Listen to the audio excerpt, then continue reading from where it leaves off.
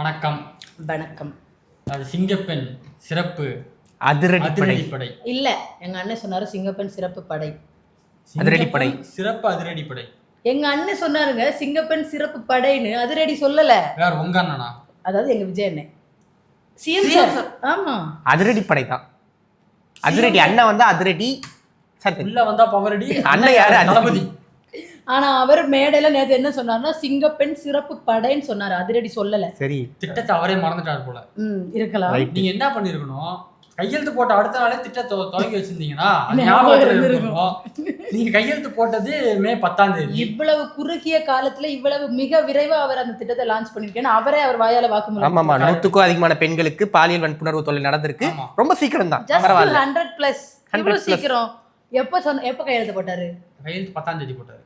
இன்னைக்கு டேட் என்ன? 10. வெறும் 30 நாள். எந்த கவர்மெண்டால சாதிக்க முடியும்? முதல் கையெழுத்த 30 நாள் ஆயிருக்கு. 30 நாள் கழிச்சுதான் முதல் கையெழுத்து. அவர் வந்து அந்த குற்றங்கள் வந்து செஞ்சுரி போடணும்னு வெயிட் பண்ணிட்டு இருந்தாரு. 100 குற்றங்கள் செஞ்சுரி போட்டதுக்கு அப்புறம் துவங்கி வச்சிட்டாரு.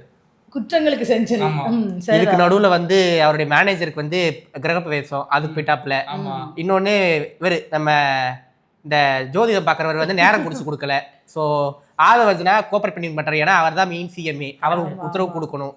இதுக்கெல்லாம் நடுவுல ஓகே பரவாயில்ல ஆரம்பிச்சிட்டாரு. நல்ல விஷயம் நடந்திருக்கு. உண்மையிலே ஆரம்பிச்சிருக்காரு. ஒரு நல்ல ஒரு இனிஷியேட்டிவ் இருக்கு. சீக்கிரமா பண்ணியிருந்தீங்கன்னா அது நல்லா இருந்திருக்கும். சரி, ஏதோ ஸ்டிக்கர் ஒட்டுறதோ அது ஏதோ ஒன்று துவங்கி வச்சது நல்லதுதான். இன்னொரு நல்ல விஷயம் அதில் சொல்லணும் அப்படின்னா, முதல் முறையா ஒரு திருநங்கைய அதுல நீங்க வந்து ஆட் பண்ணி இது பண்ணிருக்கீங்க. உண்மையிலே நல்ல விஷயம். வாழ்த்துக்கள், பாராட்டுகள். ரொம்ப இந்த ஒரு விஷயத்துக்காக அண்ணன் இந்த விஷயத்தை பாராட்டலாம். கண்டிப்பா வரவேற்கக்கூடிய ஒரு விஷயம்.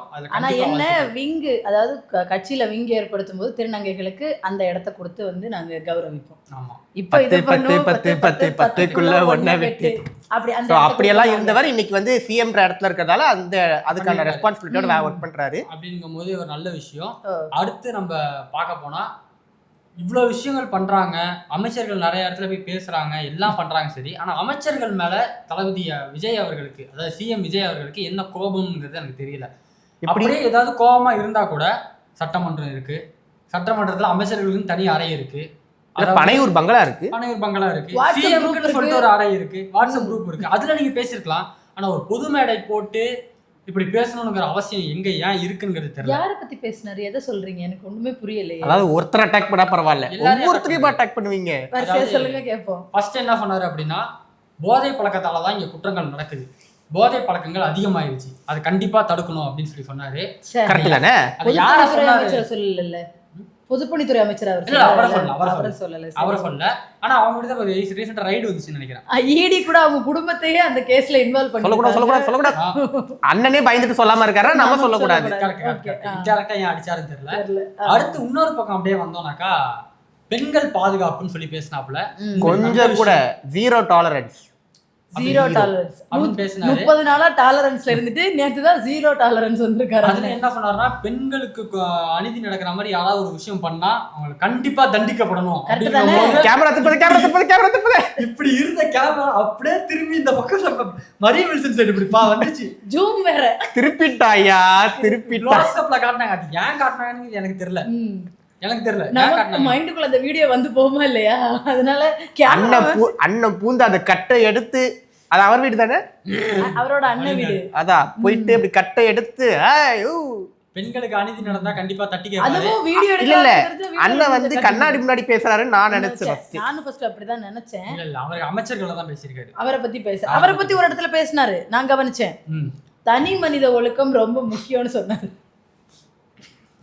அது எங்க இங்க இருக்கு.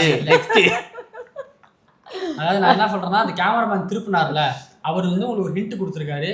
சார், உங்க கட்சியில இந்த மாதிரி ஒரு ஆள் இருக்காங்க, தயவு செஞ்சு அவரை பார்த்து பண்ணுங்க அப்படின்னு. கேமராவை திருப்பின என் மேல நடவடிக்கை எடுக்காம யாரை பார்த்து திருப்பினோ அவர் மேல நடவடிக்கை எடுங்க அப்படின்னு உங்களுக்கு ஹிண்ட் கொடுத்திருக்காரு.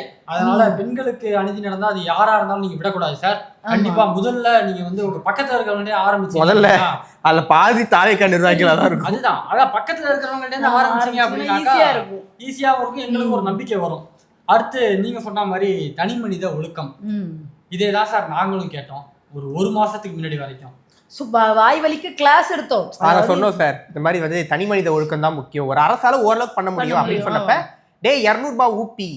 இப்ப நம்ம சிஎம் சார் 200 ரூபாய் வாங்கிக்காருன்னு நினைக்கிறேன். மக்களே, நல்லா பாத்துக்கங்க.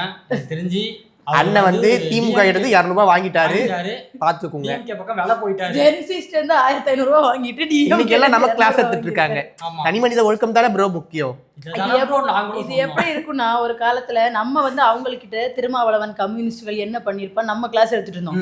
இப்ப அவங்க நம்மகிட்ட வந்து ஆக்சுவலி புஜி பாபு எவ்வளவு நல்லவர் தெரியுமாங்கிற மாதிரி, ஆக்சுவலி திருமாவளவன் எவ்வளவு பெரிய இன்டெலெக்சுவல் தெரியுமா நம்ம கிளாஸ் எடுக்கிறாங்க. அதே கதை தான் இங்கேயும் நடக்குது.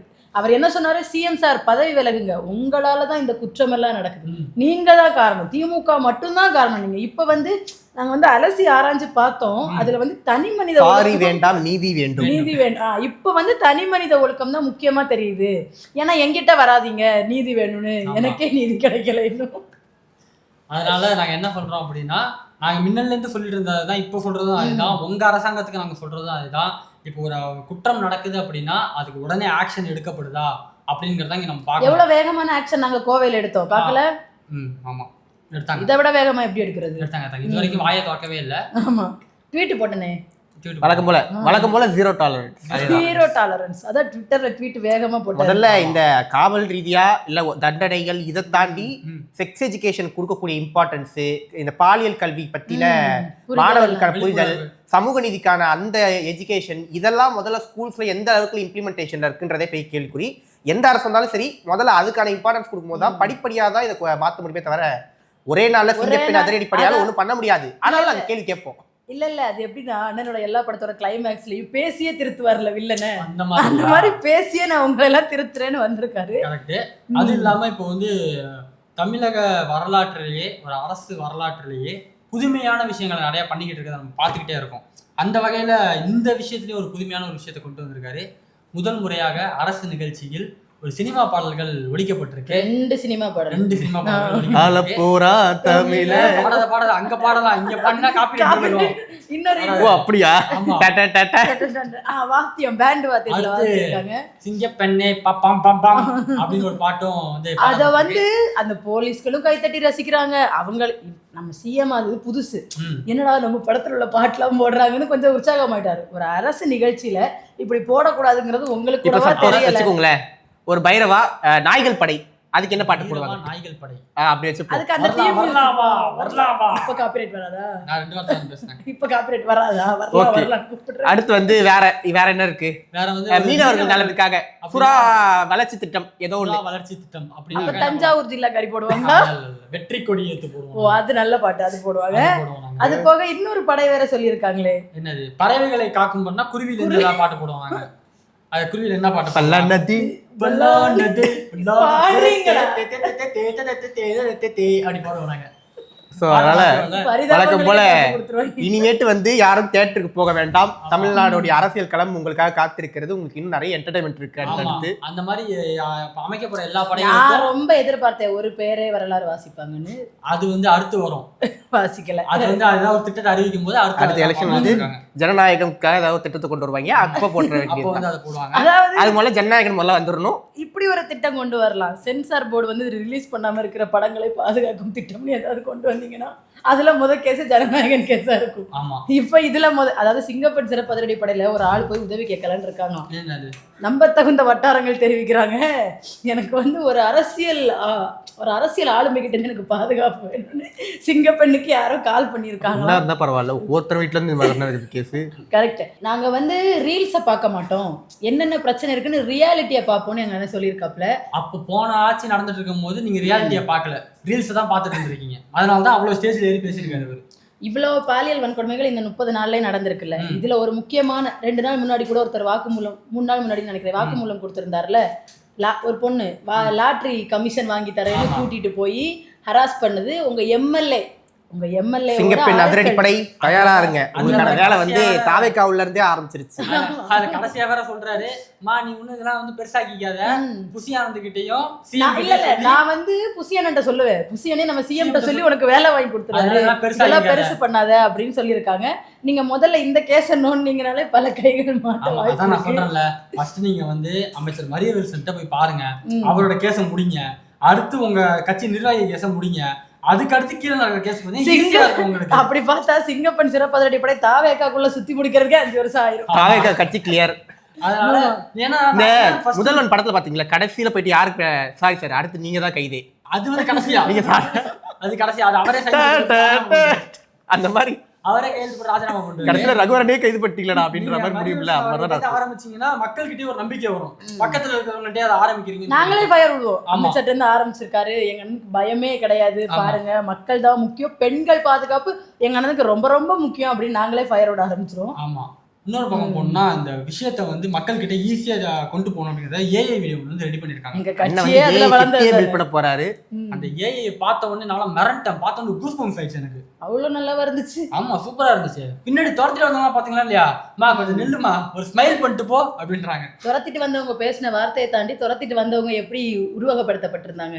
கருப்பா லுங்கி கட்டிட்டு வழக்கம் போல இந்த சினிமாவுல வந்து கருப்பாக்கெல்லாம் வில்லன் தான், அடியாட்களா விளிம்புநிலை மக்கள் ஈடுபடுவாங்க. முக்கியமா இந்த வட சென்னை மாதிரியான ஏதாவது ஒரு ஏரியால சொல்லுவாங்க வழக்கம் போல இந்த ஸ்டீரியோ டைப்ல கேமரா கொண்டு போய் இந்த குப்பத்து கூடுறா வண்டி அப்படின்ற மாதிரி இந்த சங்கர் சார் இப்ப சங்கர் சார் மைண்ட் செட்ல என்ன ஓடுனா அட பாவீங்களா நான் பண்ணப்ப நான் படத்தை எடுத்தப்ப அந்த அடி அடிச்சிங்களா பாருங்கடா சிஎம்ஏ வந்து நிக்கிறாரு அப்படின்னு இருக்கும். அப்ப நீங்க என்ன சொல்ல வரீங்க, வாரிசு படத்துல அந்த படத்துல கூட உங்க வீட்டு பொண்ணு காணாம போயிரும், பொண்ணு யாரு கடத்தி வச்சிருக்கா, கேமரா எடுத்து ஹவுசிங் போர்டு அங்கதான் கடத்தி வச்சிருப்பாங்க. இப்ப வரைக்கும் நீங்க அந்த மென்டாலிட்டில தான் இருக்கீங்க.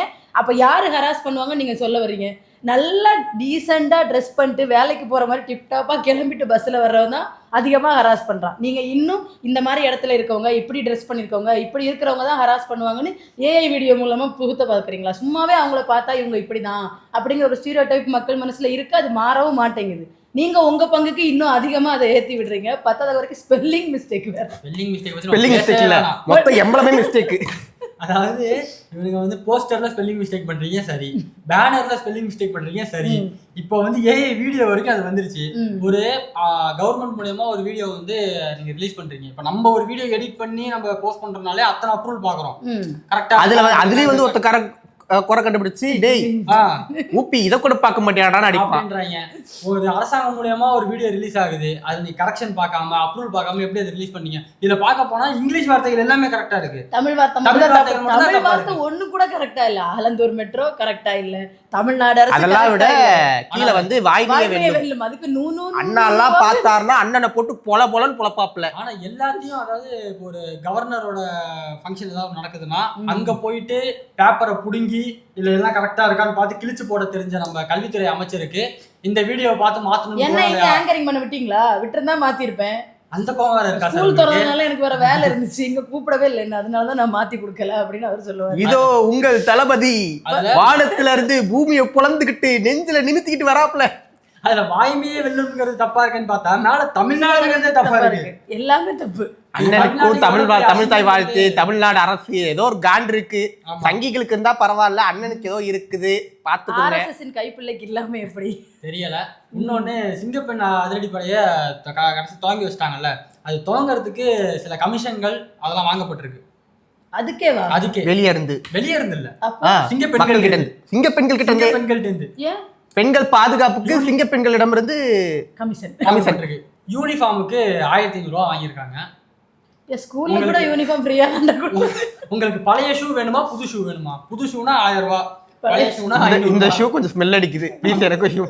புது பெல்ட் வாங்கணும்னா அதுக்கு ஒரு ரேட், பழைய பெல்ட் வாங்கணும்னா அதுக்கு ஒரு ரேட். ஆக்சுவலா யூனிஃபார்முக்கு கொடுக்காம இருக்க முடியாது. புதுசு ஃபுல்லாவே புது யூனிஃபார்ம். அது என்ன கலிபோர்னியா போலீஸா அவங்களை காப்பி பண்ணி வேற வச்சிருக்காங்க. அதனால யூனிஃபார்முக்கு காசு வாங்கி கொடுத்துருக்காங்க. ஆமா காசு வாங்கிட்டு கொடுத்துருக்காங்க 1500 ரூபாய்.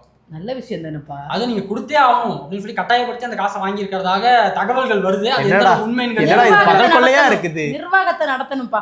போலீஸ்காரர்கிட்ட இருந்து கொள்ளையடிச்சா பரவாயில்ல, போலீஸ் கிட்ட இருந்தே இவங்க வந்து அரசாங்கம் இத சொல்ல முடியாது, நம்ம அப்படி சொல்ல கூடாது. சொல்ல முடியாது, நிர்வாகத்தை நடத்தணும்ல. ஃப்ரீயா யூனிஃபார்ம் கொடுத்தா ஏற்கனவே கடன்ல இருக்கு. அப்ப எப்படி நாங்க வந்து மாசம் 2500 ரூபாய் கொடுக்கிறது? அதானே எப்படி நாங்க சிலிண்டர் கொடுக்கிறது? அதான் பாட்டிலுக்கு 20 ரூபாய். தேதி 10 ஆச்சே. புதுமை பெண் 1000 ரூபாய், அது என்ன தமிழ் புதல்வன் 1000 ரூபாய், மகளிர் உரிமை தொகை 1000 ரூபாய். அதெல்லாம் பழைய கதை தான் ஓடிட்டு இருக்கு. வந்துச்சான்னு கேக்குறேன் எல்லாருக்கும். அது ஒரு பக்கம் வந்துட்டு இருக்கு. அண்ணா ஆனா அதை எக்ஸ்டெண்ட் பண்ணி கொடுக்குறேன்னாப்ல. லாஸ்ட் என்ன பண்ணுவாரு? கரெக்ட்டா பண்ண மாட்டாரு. ஆக மொத்தம் இன்னும் கொஞ்ச நாள்ல வந்து தெரிஞ்சிரும், நாளைக்கே தெரிஞ்சிரும் எத்தனை வந்து ஒரு நாளைக்கு 24 ஹவர்ஸ்ல எத்தனை கேஸ் ரிப்போர்ட் ஆகுது.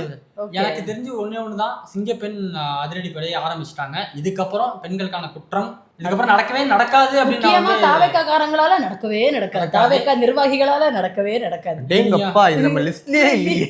ஆமா கைது கடைசி அங்கதான் போய் நிக்க போகுது. முழுமையா கண்ட்ரோல் பண்ண முடியலனாலும் முன்னாடி நடந்ததோட கொஞ்சமாவது இது கண்ட்ரோல் ஆகணும். அதாவது நீங்க போன அரசியலா பீட் பண்ண வேணாம், 30 நாள பீட் முக்கியமா ரொம்ப எல்லாம் தேட வேணாம். எங்க கமெண்ட் செக்ஷன் வாங்க, பல பேரும் அபியூஸ்வான வார்த்தைகள்லாம் போட்டுட்டு இருக்காங்க.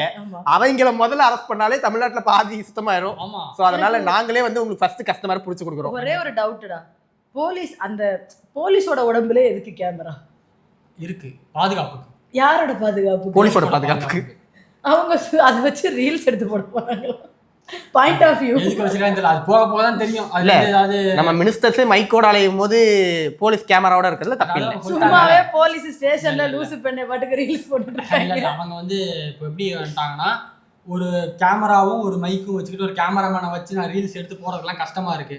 நான் கேமரா யூனிஃபார்ம்லேயே கொடுத்துட்றோம். ஆனா அது எப்படி இருக்குன்னா, அந்த கேமரா இங்க அவங்க உடம்புல மாட்டிருக்கிறதுனால முன்னாடி உள்ளதுல 360 கேமராவா இருக்கும். அப்படினாலும் இப்படி இல்ல 360 கேமரா வந்து அவங்க எல்லாம் 360 டிகிரி தெரியும். தெரியல வருகிற காலத்துல அந்த குற்றங்கள் குறையணும். இந்த கேமராவோட பலன் என்னன்னு மட்டும் யாராவது எனக்கு கமெண்ட்ல சொல்லிட்டு போங்க. எனக்கு ஒரே கன்ஃபியூஷனா இருக்கு. எதிர்பார்ப்போம். நன்றி.